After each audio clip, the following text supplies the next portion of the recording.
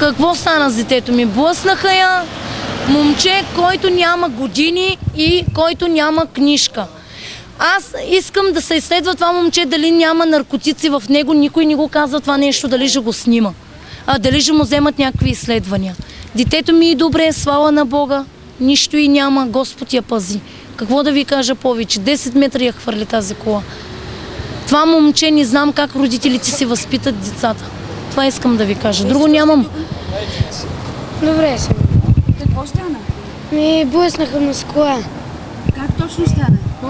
Нямаше там коло с коли. Леко кара с тая синята кола. Извинеш, аз пресичам, той се засили и ме блъсна. Чухте ли? Това е нашата държава. Това е. С бясна скорост такива малки деца, където нямат книжки. И полицаите ги крият. Не казват даже, че няма книжка.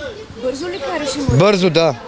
С каква кола беше? С малка кола. Някаква синя пътладжанова. Каква малка Някакъв форчи от малките. Как да определям? Без книжка няма право да се качва на автомобила. Следователно той е виновен още когато се е качил на автомобила. Второ, за да стане този инцидент, как го виждате вие? Плюс това тук по тази улица карат с безумна скорост. Има моменти, когато минава профучава, не може да видиш номерът на автомобила.